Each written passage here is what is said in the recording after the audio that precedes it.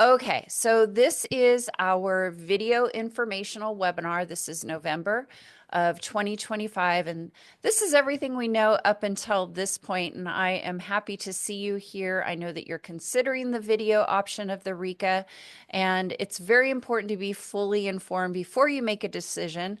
I always say this one is not easy, in my opinion. If you don't know me, my name is Emily Muccianti. I am a reading specialist and an interventionist. Spent 27 years in the classroom, and I've spent about the last 8 or 9 years supporting teachers with their RICA preparations. And that includes both the written exam and the video options. And so there are courses that I offer for both the written exam and the video option. And so it's good to know what you're getting into and be fully informed before you make a decision. So the first thing we want to talk about is, who is this a good option for? If you have attempted the written exam several times and you have not had any luck with any of them, it might be a good option for you.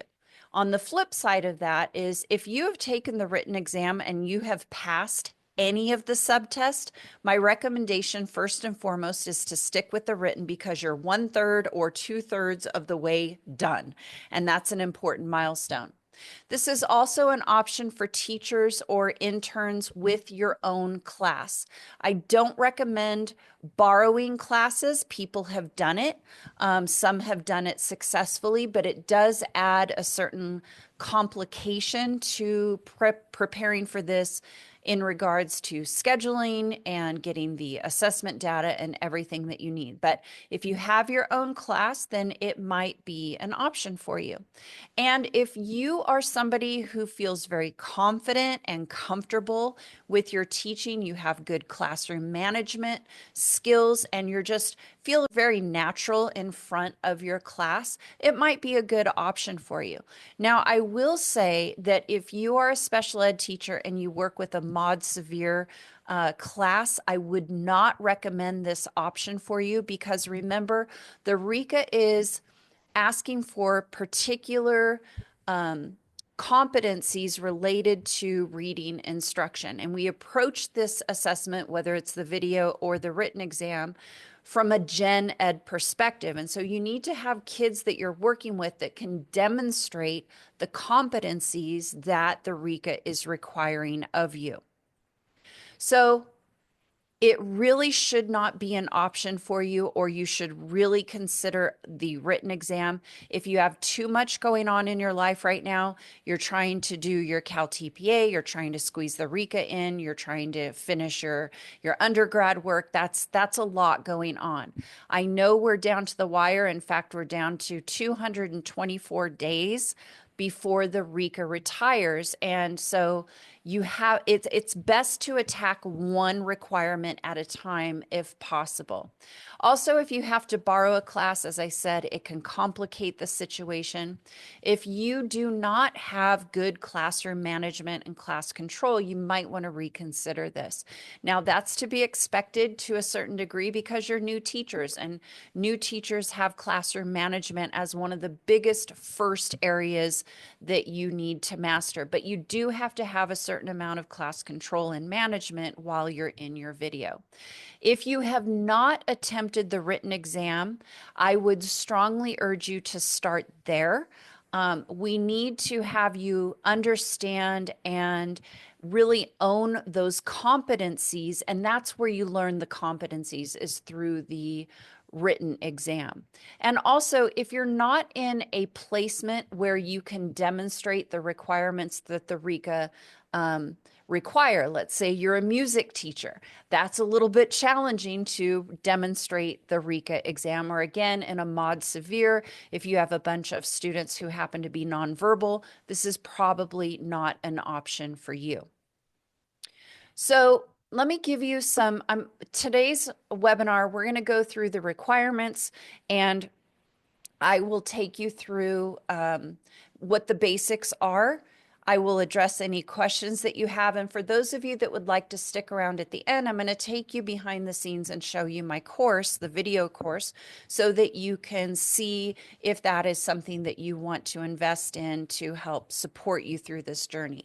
So the first thing to know is that everything that we're talking about right now is from the current CDC guide for this particular option, and it is only valid through June 30th of 2025. We know that June 30, 2025, the RICA, both the written and the video are going away. In the past, the video option has always been rewritten every year. So that is something to keep in mind. With this option, you are required to demonstrate your knowledge and skills in the selected competencies that they ask of you from the 5 domains. And so what that means is that you have to deliver effective reading instruction that is based on the results of ongoing assessment, and it reflects your knowledge of the standards, and it's sensitive to the needs of all students. So when we break this down, there are 3 video submissions and 3 template submissions. There are 3 different settings. The first is the whole class setting, and this they consider a whole class to be 5 or more students. A small group is 3 to 12 students, and the individual setting is a one-on-one. And so you are required to write up your lesson plan, given the template that they provide to you, collect the data that validates and supports the need for your instruction, and then record those videos. So it is different than the Cal TPA in that the Cal TPA gives you a much broader options and choices in what it is that you can teach. This is not the case with the RICA. They are very, very specific. You need to teach reading, and under these particular situations, and to demonstrate those competencies. So each of the 3 videos must be 5 to 10 minutes in length, no less than 5 minutes, no greater than 10 minutes. And these videos must be unedited. They have to be a continuous recording.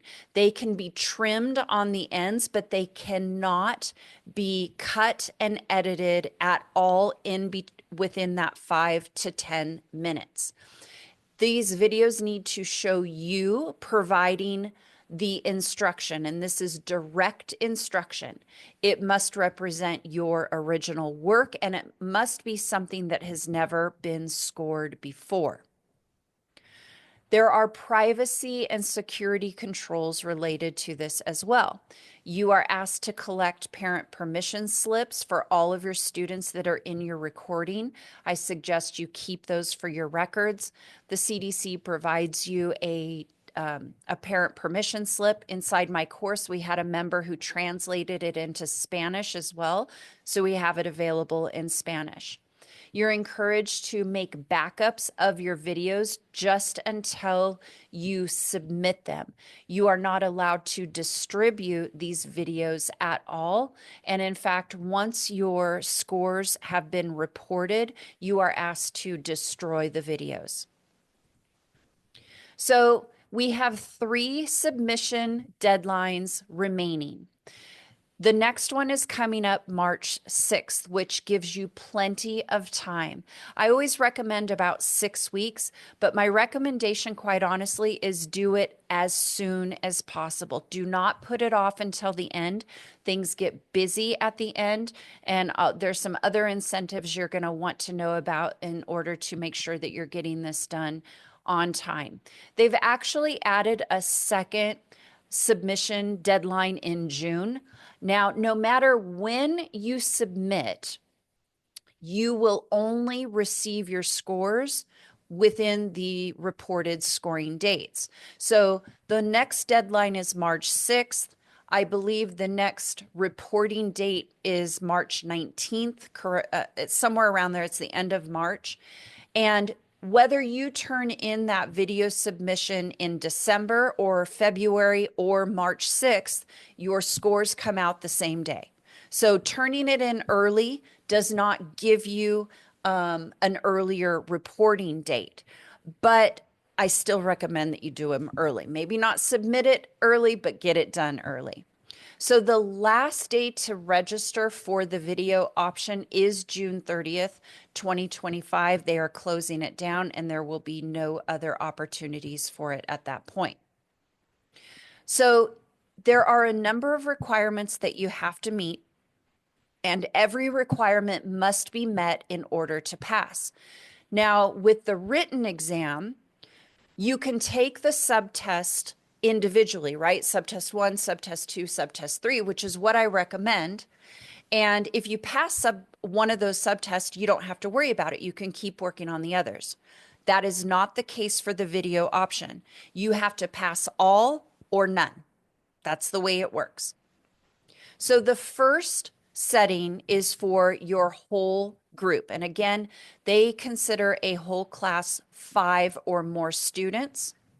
And this particular competency is asking you to focus on comprehension. You have a choice of 3 different competencies underneath domain 5. So you could choose competency 13, 14, or 15. 13 is more of some general comprehension types of requirements. Competency 14 is about comprehension related to narrative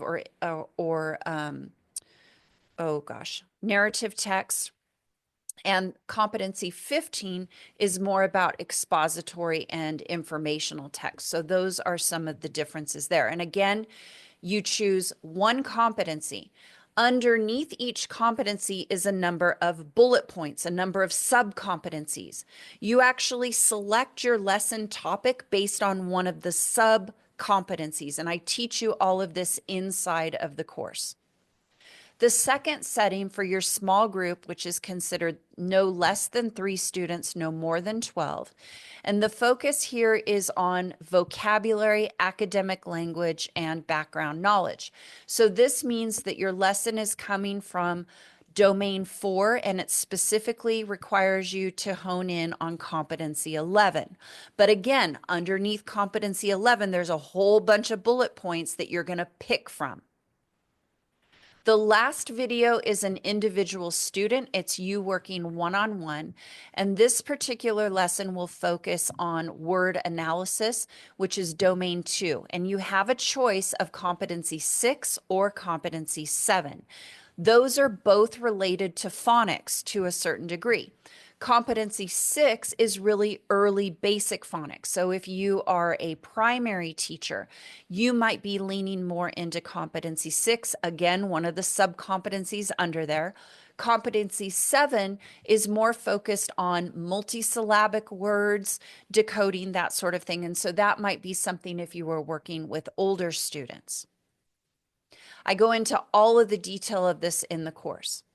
But remember, you are required to submit all of the components in order to be scored. And you have to pass all of them or you start all over. It is not like the written exam. So you will submit all 3 videos, all 3 templates at the same time.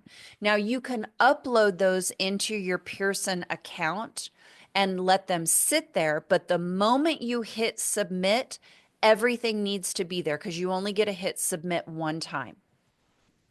You will submit evidence and videos that have never been scored before. So if you have taken the video option and you have not passed, please chuck that lesson altogether because you do not want to run the risk of it being kicked out because it has been scored before. And quite honestly, if it didn't pass, start fresh. You will also submit videos and templates that focus on the correct number of students. If you do not have the correct number of students showing in your video and listed in your template and everything, they can kick it out. These are little things. They're just little minute details that you can't forget. You will demonstrate your knowledge and skills of the reading RICA competencies with sufficient video evidence. And remember, it says this all over the assessment guide. You bear the burden of proof. It is up to you to prove to the reader with your videos and with your templates that you are a knowledgeable reading teacher, that you understand the content that is required, that you deliver instruction professionally, that your templates are written professionally and in great detail. You bear the burden of proof there, okay? Now, you will record your videos. Remember, they are 5 to 10 minutes. They can be 5 minutes, they can be 6 minutes, 8 minutes, they can be 9.5 minutes. They cannot be 4.3 minutes and they cannot be 10.2 minutes. They have to be within that window. And that instruction has to be uninterrupted. So you cannot edit that recording. Your face must be seen and the instruction must be seen and heard. You will submit your original work of you actually teaching, and all teaching must be delivered in English. So if you are a dual immersion teacher, every instruction, all of the instruction is done in English.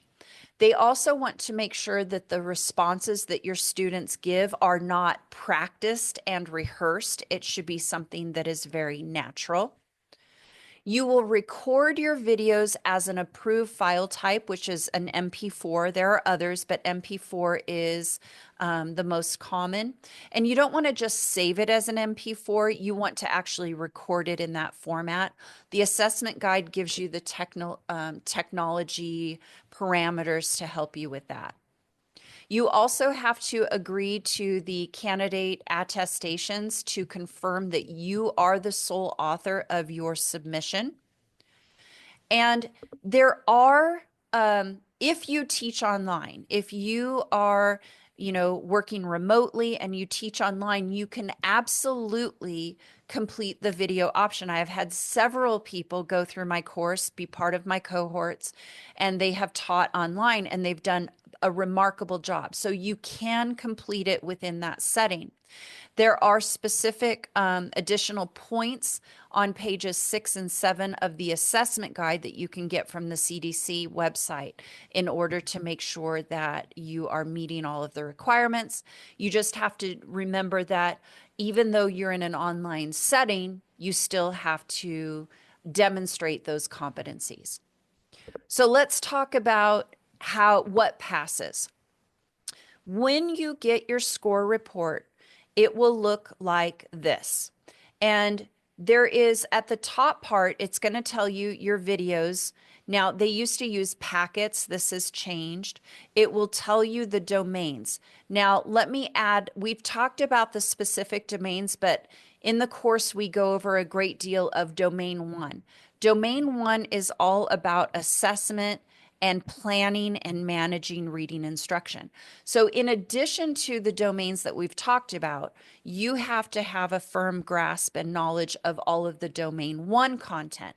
You have to show that you're collecting assessment data and how you are analyzing and using that. So the only domain that is really kind of absent from the video is domain 3.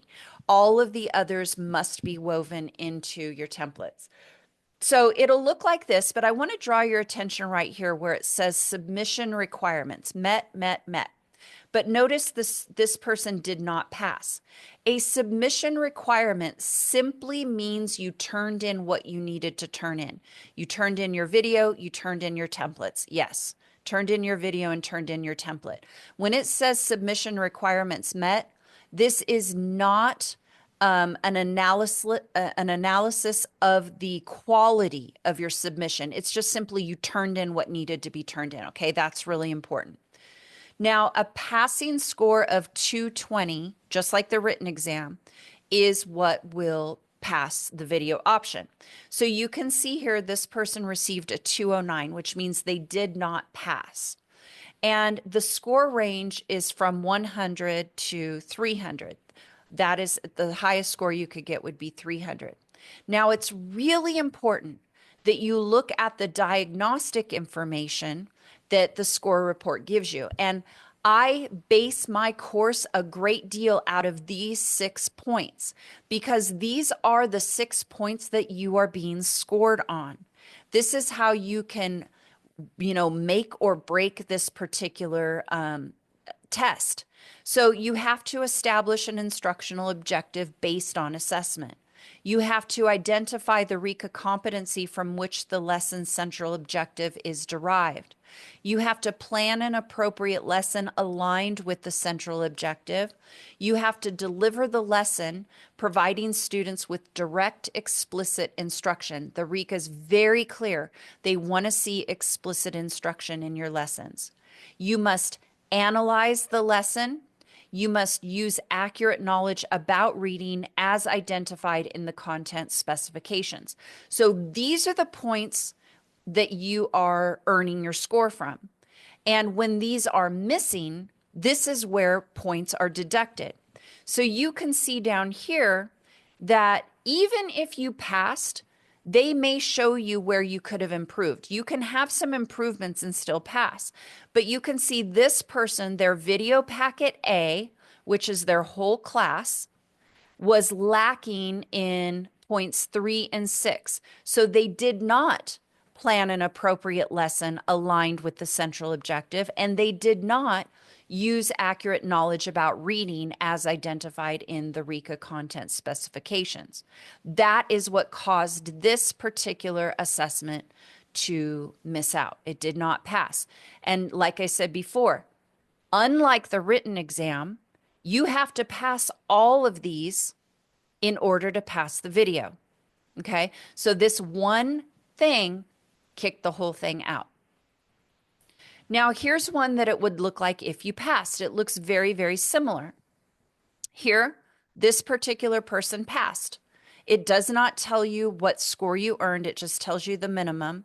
Again, it gives you those 6 areas that you have to focus on, and it tells you what you need to work on. So here, their setting number 2 was lacking area 3, planning an appropriate lesson aligned with the central objective. That was the only deduction that they had, so this particular submission passed. Okay, so far so good. Any questions so far? Okay. So before you begin, what should you do? There are some details you need to take care of. First and foremost, once you make the decision to work with the video, you need to get permission from your school.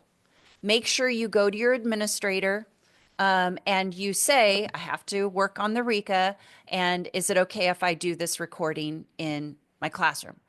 They're 99.9% of the time they're going to say yes, no problem, but you want to keep them in the loop, and let me tell you why. Let me back up for just a second. You also need to tell your parents, this is what you're working on. Send out an email, let them all know. Why? Because kids will come home and say, teacher recorded me. And the parents are going to go, what? And you want to be proactive, not reactive. So make sure that your school and your parents know what you are doing. Be sure that you review the assessment guide. It is free. You can get it anytime from the CDC website. You need to print this out and review it in great detail.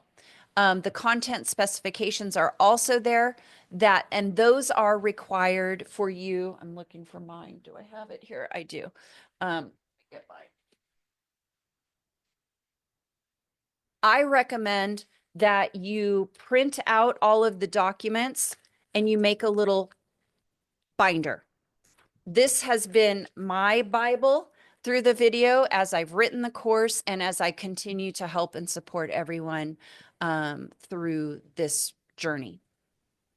So you also need to select a lesson that meets the requirement of the specified domain and the specified competency. Remember though, it's not the big broad competency, it's one of the little sub-competencies underneath. That's super important.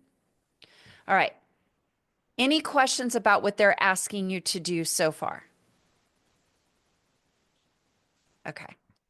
Because now I'm going to get into telling you a little bit about my course and what I do to support you.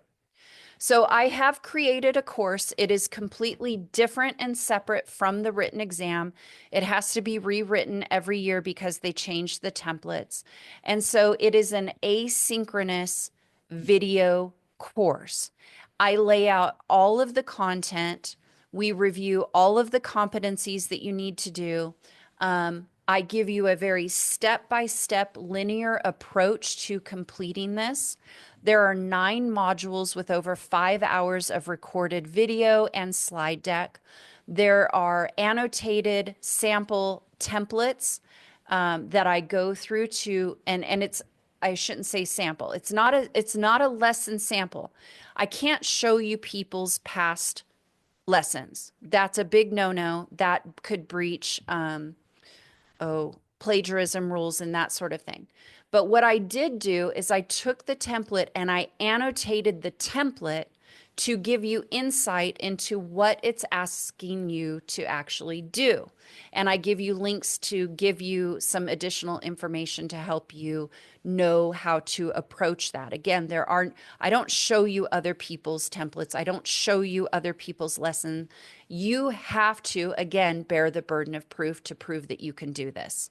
That's really important. I also offer monthly Q&A sessions for members. So let's say that you're working on your template. Once a month, I'll have a session. You can come in and go, you know, Emily, I'm really struggling with this lesson. Is it kind of meeting this requirement? We can pull it up. We can talk about it. I can, you know, give you ideas, that sort of thing. So that support is there. I do not run this course as a cohort any longer. I do not read templates and I do not watch your videos any longer. I did that the first year and it was too much. It was too much for me. I have other things I have to work on. I just can't do that. So I do make myself available through email and through these video Q&As. Okay. And then the video Q&As do go into the course and they are available in that capacity as well. So the course is 167. There is only one option. And again, it will give you access through the end of that date, which is June 30th, 2025. It is open anytime. And if you are going to choose this as an option, I will say I still recommend the written first. But for some people, this is a good option. And we've had great success with the course. I'm really proud of it. It's helped a lot of people, but I'm going to tell you, this option is a lot of work. You have to really have an eye for detail. That's really important. And you cannot do this last minute. That's really important. Okay. So it has to be planned out. But the course is available. It's 167. You can join anytime you want. Now, I may have a couple of tutors available. These tutors are past members of mine. They have actually gone through my course. They have gone through my cohort and worked with me. I have actually read their templates the first year I did this, and I know their work. I know, you know, their attention to detail. I am down to 1 or 2 tutors, and the people that get done early may have an opportunity to work with a tutor. Now, what a tutor would do, and this is what they have asked me to relay to you. Once you have completed the course all the way through the first template, that's when they want to see you. That's when they want to connect with you. And they are charging, it's separate. What you pay them, it doesn't come to me. You work directly with them, usually through Venmo or something to that effect. You are paying for their time. But they are offering template review, video review, and that is the charge. Now, it may be different because it kind of depends on how much time they're putting in, right? So that is between you and them. I am merely the one connecting you.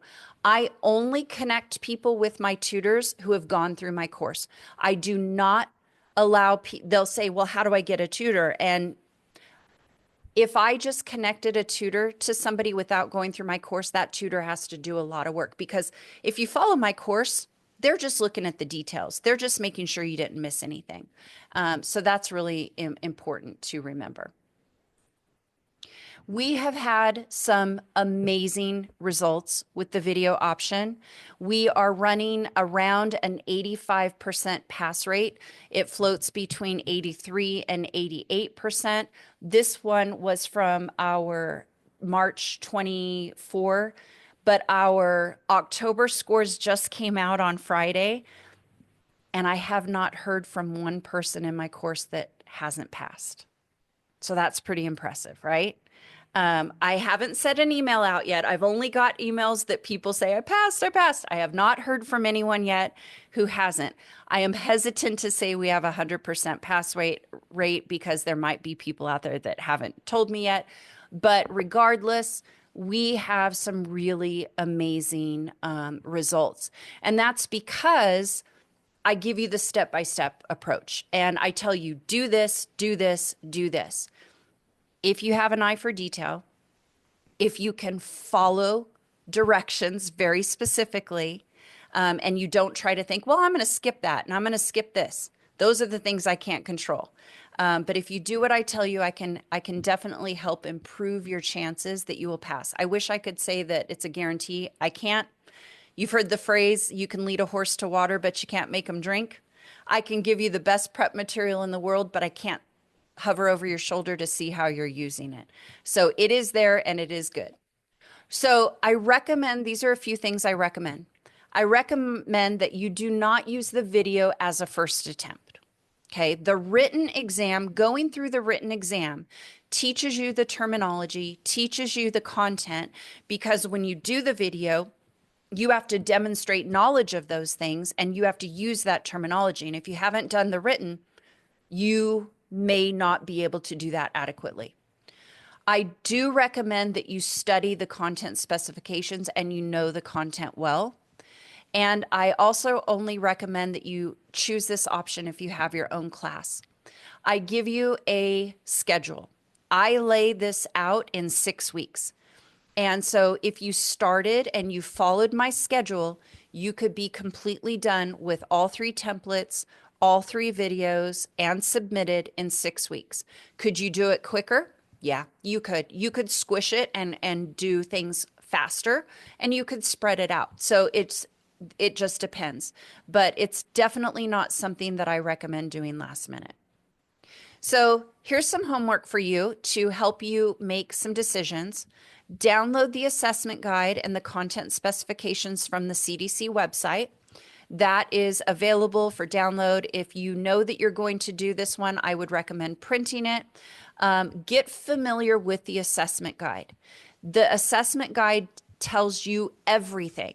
Now, I have poured over the assessment guide dozens of times, and that's how I wrote the course, based on the assessment guide. So, and I did that to make sure that you don't miss anything. If you want to join the course, you can start right away. I'm going to give you the link as I hit ending the recording so that you can start, and I'll show you how to navigate that. And I really do recommend giving yourself 6 weeks. That would allow you to not be overly stressed, right? I don't like that feeling of overwhelm. It's a lot to begin with. And so this will give you an opportunity to make sure that you have some time and you can, do the other things that you have to do in life, right? All your other responsibilities. Questions, comments, concerns?